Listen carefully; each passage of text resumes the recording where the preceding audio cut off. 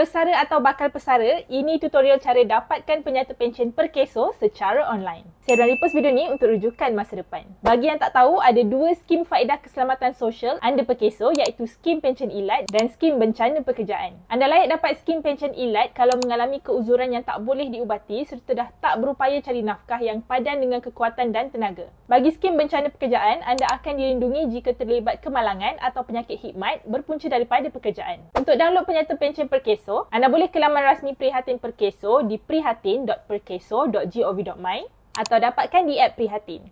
Pastikan anda daftar dan log masuk akaun baru, semak maklumat dan pilih tahun penyata. Kalau anda bukan penerima faedah pada tahun yang dipilih, anda akan nampak paparan tiada penyata untuk tahun ini. Pilih jenis faedah untuk tengok penyata, semak dan download penyata untuk rujukan anda. Ini tarikh bayaran faedah bulanan Perkeso untuk tahun 2025. Boleh pause untuk tengok lama sikit.